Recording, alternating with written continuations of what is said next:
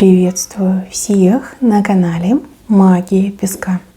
Мои дорогие любимые зрители, меня зовут Ольга, и сегодня для вас я сделаю отсыпочку на такую тему. Стучит, гремит, на пороге стоит. Давайте посмотрим, что вот-вот случится, что вот-вот исполнится. Самые-самые важные ближайшие события. Загадайте, пожалуйста, на себя. Пусть нужная и важная информация для вас, мои дорогие любимые, обязательно откроется. Я прошу высшие силы дать мне возможность ответить на все ваши вопросы и послать для вас только лишь самую важную, нужную и полезную информацию.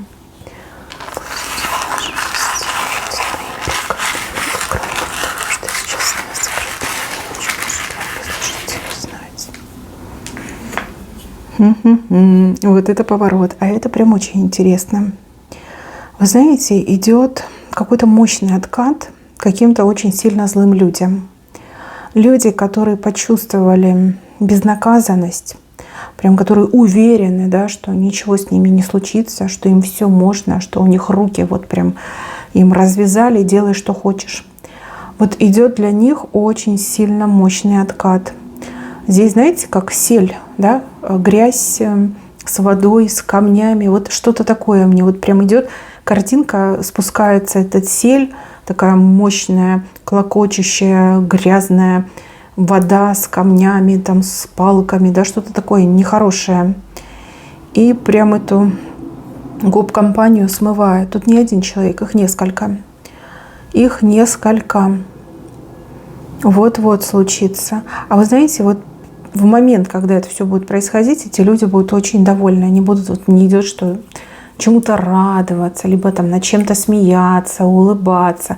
Вот у них будет какое-то абсолютно беззаботное состояние. И тут бац, и накроет. И накроет прям по самое не могу, да, не вывожу. Вот как-то так идет. У них такие лица будут, вот как сказать, мрачные, как потерянные они идут. Да, идет этот сель, и он уже рядом, и совсем скоро накроет, как волной такой, раз и накроет.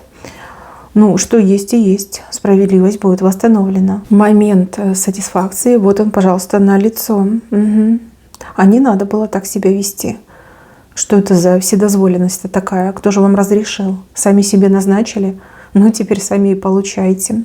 Но вы явно этого не ждете, этого вообще никто не ждет. Но это обязательно случится. Это обязательно случится, да. Дальше, мои хорошие, вы тут такие новости узнаете. Вы прям будете ходить и думать об этом, да, постоянно в голове прокручивать то, что вы узнаете. Узнаете от женщины, именно женщина вам расскажет. Возможно, это какая-то ваша подружка, знакомая, может быть, даже мало знакомая, не знаю, случайная какая-то попутчица. Но вот женщина вам расскажет. У вас прям глаза как блюдца, и вы думаете, да как так? О, ну надо же, да, вот какие-то такие у вас мысли. А новости, знаете, вот очень похожи про какие-то вот решения, действия. А еще у кого-то отыграется про какие-то изменения, которые уже приняты, да, только просто еще не все люди об этом узнают. А вы, можно сказать, в лице первых узнаете, да. Прям думать будете. Есть над чем подумать и даже есть кому рассказать. Вот то, что вы услышите, это прям 99% правды. Вот как вы услышите, так и сбудется. Так и будет. Это не что-то плохое, наоборот, это что-то удивительное, такое, знаете, то, что вы не могли даже предположить, там никто не ждал, не гадал, в ту сторону и не думали. Вот, а оно случится, обязательно случится. Дальше показывают какое-то странное мероприятие, мало людей, и люди как-то подобраны не с улицы, да, не случайные, рандомные, а вот именно тщательно выбирали каких-то конкретных людей, чтобы собрать их в каком-то определенном месте. Смотрите, это мероприятие, оно для вас как шанс решить вашу проблему. Вы туда попадете. случайно, либо вас туда пригласят, но вы туда попадете. И вам сразу идет подсказка: проси. Проси, вот что тебе надо, то и проси. Там люди серьезные, там люди ресурсные, там люди, которые могут войти в положение и действительно обладают возможностью, властью, силой, ресурсом, да, вам помочь. И если просто сидеть, либо стоять, стенку подпирать, да, и молчать тряпочку, понятно, что вы упустите свой шанс. А если вы начнете просить, да, говорить, в чем ваша проблема, какая помощь вам нужна, какое содействие, какое участие, то обязательно помогут. И даже, возможно, не один будет помогать, может, они там несколько, а может, и все вместе будут вам помогать. Это хороший знак. Молчать нельзя о своих проблемах. Говорите, говорите, и вас услышат. Вас услышат, вам помогут. Вы же просили у высших сил, вы же ходите с этой болью в сердце, да, вы же не можете решить сами свой вопрос. Везде вон какие-то футболы, да, отфутболивают вас. А тут, пожалуйста, да, вот как повезет. Вот мне почему-то идет, что повезет, попадете в это место, попадете на это мероприятие. И эти люди, они действительно не откажут. А кто-то из них, либо все вместе начнут вам помогать. И все. И нет больше проблемы, и нет вот этой безнадёги в вашей жизни. Может, это и не мероприятие, может, это какое-то собрание, либо еще что-то. Но вот определенные люди, не случайные, соберутся в какой-то небольшой тесной компании. Так, дальше. Бант, бубновая масть. Но это радость, связанная либо с деньгами, либо с документами. Но мне что-то подсказывает, что это все-таки про деньги. Деньги, да. Бантик — это всегда к радости. Бантик к удовольствиям, к хорошим эмоциям.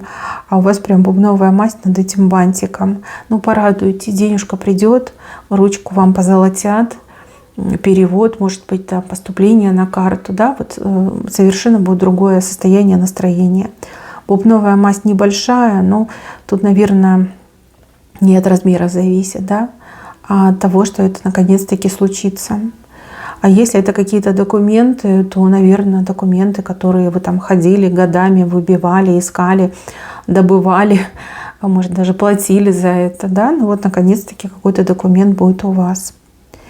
Еще показывают какого-то слизняка, слизень, да, вот те, которые в огороде капусту кушают, ну не только капусту, да, вот они любят там подъедать все подряд, и цветочки подъедают, и капусту, и бурячки, да все они подъедают. Вот слизень такой с правой стороны буквально пытается на вас забраться. Но вы быстрый человек, а слизень, он все-таки медленный, да, медленно ползет. Ну, как улитка, только без домика, да. Может, у вас как-то по-другому называется это создание, но у нас он слизень назывался. Что вам говорят? Вам говорят, что ускорься, и этот слизень тебя не догонит. Не догонит, и все, ничем твоим питаться не станет. Ну и тобой, соответственно, питаться не будет. У вас вот как возможность оторваться, да, оторваться от преследования, либо сбросить с себя вот этого паразита, который постоянно вот ваши ресурсы пьет, да, поедает. Можете оторваться, спешите, поспешите, ускорьтесь, и вы оторветесь от этого слизня. В кои-то веки вам такой шанс выпадет. Дальше. Буква Я, буква Р. Как будто бы под каким-то навесом спрятались. Ну, скорее всего, Я — это вы, это я, а буква Р, возможно, это другой человек, инициал, означающий имя либо фамилию, под навесом, под защитой. Это быть под защитой, спрятаться под защитой, под навесом от невзгоды, от природы, там, от катаклизмов каких-то, от, не знаю, жгучих солнечных лучей. Ну вот навес у вас есть для двоих, но стоите вы как будто бы спина к спине. Под защитой будете, либо сможете себя защитить. Да, сможете себя защитить, скорее всего. Дальше показывают большую тыкву. Тыква такая, знаете, ну она как бы большая, но в песке она все-таки небольшая. И тыква, она, ну, созрела, да, хоть у нас сейчас не сезон тыквы, это где-то там октябрь, да, сентябрь, октябрь, ноябрь, опять же, от региона зависит, но тем не менее, вот у вас зрелая. Ценность этой тыквы заключается в ее семечках. Семечки ценны. Не сама мякоть, да, не сам этот плод, ягода, да, а именно семечки ценны. К вам придут, и люди придут с мисками пустыми, с протянутыми руками и будут прям кричать: отдай нам, поделись, угости. И будут просить именно семечки. Вы можете поделиться, но отдайте ненужное, а нужное оставьте себе. Семечки, что значит семечки? Вы посеете эти семечки, так у вас там 100 тыкв в следующем году вырастет. А если вы семечки отдадите, тыкву вы съедите, и все, больше у вас не будет тыквы. Поэтому будьте умнее, не отдавайте то, что имеет ценность, но можете делиться тем, что можете себе позволить, да? Ну, вот, мякоть этой тыквы, пусть там пойдут себе тыквенную кашу сварят, либо там, не знаю, запекут с медом. Кстати, что можно из тыквы готовить? Ну вот я знаю, что мама моя варила кашу, мелкая пшенка, да, с тыквой, и запекали с медом, потом с орехами подавали. Может, вы знаете какие-то еще интересные блюда. Ну вот, да, тыкву показали. С умом, да, распределяйте ресурсы с умом. Помогать и нужно, и важно, но с умом, да, не отдавайте ценность. Не отдавайте то, что вам в будущем пригодится, то, что будет вас кормить, то, что будет кормить ваших детей. А то, что действительно оно такое расходное, вы можете, конечно, поделиться. Умнее, надо быть умнее. Вот не в обиду сказано, но это такой вот прям призыв идет. Дальше. Какой-то человек вас куриной лапкой типа пугает, да? Прям трясет у вашего лица этой куриной лапкой. Ну, это могут быть угрозы. Угу. И это могут быть разговоры, что вот я тебе сделаю, я там тебя, да, там прокляну, порчу на тебя наведу. Ну, какие-то глупости, конечно, человек говорит. И человеку кажется, что он очень страшен, да, вот в своих этих запугиваниях, обещаниях. Но на самом деле вы не тот человек, кого можно напугать. Скорее наоборот, вы и сами кого угодно можете напугать. Я вижу, что у вас появится какой-то необычный взгляд. Взгляд, который любую горячую голову остудит. Либо любой поганый черный рот прям закроет, да, причем телепатически, на расстоянии. Взгляд, вот этот взгляд, он очень классный. Он такой вот прям прожигает, мне идет, холодом прожигает. Запомните, пожалуйста, как это выглядит, да, дома еще потренируйтесь потом. Этот взгляд не раз вам поможет, да, вот таких вот оголделых персонажей остановить. Нет, конечно, никто ничего не будет делать, а даже если будет делать аматоры, да, оно не будет работать, у вас очень сильная защита. Я же говорю, вы и сами можете кого угодно испортить, вот если того пожелаете. Кстати, будьте аккуратней, потому что это грех, да, так или иначе все равно за это могут спросить. Лучше, конечно, без этого обходиться, да, в магии ничего хорошего нет, а за магию всегда приходится отвечать. Отвечать и тому, кто сделал, и тому, кто заказал, и кто пожелал, и кто даже про это подумал. Вот поэтому нужно быть поаккуратнее. Ну вот тоже мне смельчак нашелся, пугает вас. Да, у вас какой-то взгляд появится. Раньше не было такого взгляда, теперь появится. И вам желательно научиться его самопроизвольно, да, делать. Не самопроизвольно, а именно вызывать этот взгляд. Да? Вот у вас получится самопроизвольно, а потом вы научитесь вызывать этот взгляд. И этот взгляд вам еще не раз пригодится. Вот честно. Хорошее дело. Так, еще какие-то осколки, что-то разбито, осколки. Почему-то мне идет, что эти осколки к вам подвигают. Как будто бы хотят, наверное, на вас это все накинуть, либо вас обвинить, а может быть даже вас подставить. Какое-то, знаете, вот как обвинение, что это не мы, это она, либо это он. И люди даже могут попросить вас принять на себя. Ну, понятно, что под разными предлогами. Даже могут вам за это типа пообещать вознаграждение, что типа, ну ты скажи, что это ты, тебя ругать не будут, а вот если узнают, что это мы, нас будут ругать. Ни в коем случае не соглашайтесь. Ни в коем случае. Это такой развод, это такая беда. Ни в коем случае. Ни в коем. А вот если вам начнут это предлагать, кричите громче, зовите всех. Так, чтобы резонанс пошел там во все уголки, да, во все уголки мира дошел. Вот это очень важно. И да, у каждого есть смартфон. Вы все можете записывать. Записывать на видео, записывать на диктофон. Вы все это можете делать. Это ваша страховочка. На себя чужой вины не берите. не берите, ни в коем случае, никогда. Даже если это какие-то прям, близкие люди. Брать на себя нельзя. Иначе там так все может развернуться, что пожалеете не раз. Дальше. Стучит, гремит, на пороге стоит. Решение. Это решение. Причем решение какое-то коллективное. Допустим, на работе коллектив собрался, все вместе подумали и решили. Либо семейное решение. Собрались родственники, семья собралась, посидели, подумали, пообсуждали и решили. Решение, которое может казаться спорным, но оно будет верным и оно будет действенным. Понятно, что можно там и дольше посидеть, и что-то получше придумать, но в конкретных условиях, реалиях решение неплохое. Неплохое. Главное, что единогласно люди его примут. Не все будут довольны, но даже те, которые недовольны, они принимают это решение. А для вас конкретно, для вас, вы же как катализатор этого решения. То есть у людей в памяти останется, что благодаря вам решение было найдено. Вот именно, что это вы. И также для вас это как проба пера, потому что вы, как, знаете, кризис-менеджер вообще мне идете на самом-то деле. Вы можете решать задачи любой сложности на любом уровне. И у вас голова что надо работает. Скажу, конечно, грубо, но голова работает что надо. Зря вы в себе сомневались. Зря другие люди в вас сомневались. Вот оно, пожалуйста, открывается. Открывается ваша настоящая исконная сила. У вас в роду такие креативные товарищи были, родственники, что прям могли и мир перевернуть. Но времена были тяжелые, поддержки не было. А в наши времена, времена интернета, того же, пресловутого, так тут действительно можно несколько раз и вывернуть, и перевернуть, и что хочешь делать с этим миром. Так что ваша сила в вашем креативе, в умении решать очень сложные задачи и просчитывать на несколько шагов вперед, на несколько лет вперед. Вы имеете эту силу. Вы удивитесь, большинство людей так не умеют, а вы именно умеете. Так, дальше.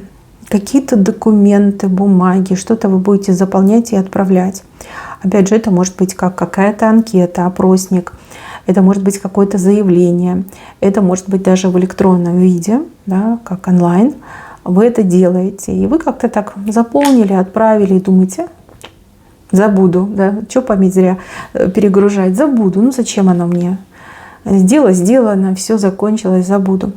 А я вам так скажу, эта птичка такие последствия принесет. Как знаете, сродни чуду. Сродни чуду. Это, конечно, случится не вот-вот, это случится через время. Вот у меня идет как двойка в тройку входит. То есть на стыке 2-3 месяцев случится это маленькое чудо. В ваших, конечно, масштабах это будет глобальное чудо.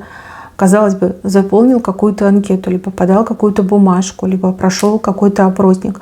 Что это может мне дать? Чудо. Чудо вам может дать. Что конкретно не скажу, вы все разные. Но вы это будете воспринимать на стыке двойки, тройки, 2-3 месяцев, как действительно произошло чудо. Чудо чудесное, радость радостная, солнце яркое и теплое. То есть прекрасный знак на самом деле. Кстати, еще могут быть какие-то розыгрыши. Вот почему-то мне пришла мысль про розыгрыши. То есть там нужно подать заявку на участие в розыгрыше. Но вы подадите и скажете, господи, нас миллионы, наверное, в этом розыгрыше. Даже если там 1000, все равно с моей удачей мне точно не повезет. Повезет, реально повезет. Тут на будущее, чтобы не сглазить. Вы, главное, все сделайте и забудьте, а через 2-3 месяца проверьте. Хотя оно и само придет, проверять не надо. Так, дальше. Тут очень красивый мужчина уделяет красивой женщине внимание. Он очень заботливый, он очень внимательный, он очень галантный. Прям такой, знаете, джентльмен, или как они там сейчас называются в современных реалиях. Если честно, он за вами ухаживать будет. Вот если вы девушка, смотрите меня, даже если вы замужем, вот некий красивый мужчина будет за вами ухаживать. Но он не будет это делать напористо, либо слишком открыто. Будет казаться, что он просто хорошо воспитанный мужчина. Мужчина воспитанный, мужчина образованный, мужчина вышкаленный, да, вот как-то так.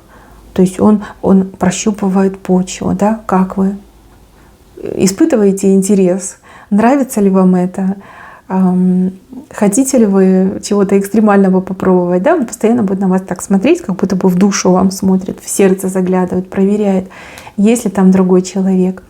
Да, вам не покажется, но так и будет. Вот все его внимание — это вот такое аккуратное, точечное ухаживание, чтобы раньше времени вас не спугнуть, и в то же время, чтобы хорошие отношения сложились.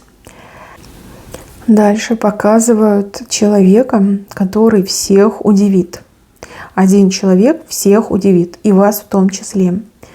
Либо человек сделает то, на что, казалось бы, он не способен, либо она не способна. Либо человек, вот наоборот, во что-то вляпается, и все скажут: боже, ну как так, ну что творится, да, ужас какой. С левой стороны, в принципе, и в плюс, и в минус может уйти. Но что я вижу? Я вижу, что вы как главный бенефициар, да, вы будете, если это что-то хорошее, то вы получите больше всех выгоду, да, какую-то получите больше всех. Если это что-то плохое, то вам придется разгребать, вам придется помогать, выручать, решать, договариваться. Ну вот как-то так идет. И почему-то мне кажется, что этот человек вам не чужой, ну не посторонний, да, не какой-то левый мужчина, левая женщина. Очень похоже, что ну вот семья, дом, родственники, друзья, подруги, да? То есть может и в плюс что-то учудить с плюсовым значением, тогда вы больше всех получите от этого плюса, либо в минус учудить, тогда вам придется вот разбираться, решать, помогать, вытаскивать. Ну вот либо так, либо так. Такая информация. Я скрещу пальчики, постучу, чтобы в плюс все-таки ушло, но не в минус. Дальше показывают поездку, которая буквально врезается вам в память. Поездка может быть достаточно утомительной, да? На дальнее расстояние утомительной, может быть, не самой там лучшей и веселой, но эта поездка, она случится буквально вот когда будет необходимо. Мне вот прям четко показывают, что эта поездка вас от каких-то неприятностей увозит. Вернее, дорога вам открывается, чтобы увести вас от каких-то неприятностей. И ну вот так сложатся обстоятельства, даже если не захотите, все равно поедете. Сами себе потом не сможете объяснить, а почему я поеду, а зачем. Ну, так надо, да, так надо и так будет. У вас очень сильный ангел-хранитель, который прям очень сильно мониторит, да, будущее. И при какой-то любой там неприятности, либо какой-то негативной ситуации он вас уводит. И уводит достаточно резко, да, прям такие пике, маневры тут показаны. Да, ваш ангел знает свое дело. Он у вас, кстати, очень большой. И это прям фактор влияющий на возможность помогать вам. Обычно большие ангелы у очень древней души, и большие ангелы у человека, который постоянно творит добро, который постоянно получает благодарность. Благодарность вам могут в глаза говорить, типа: ой, спасибо тебе, милая женщина, либо милый мужчина. И, например, если вы помогаете животным, то понятно, что вам животное ничего не скажет, но почувствует. Вот. Ангел очень большой. И еще стучит, гремит.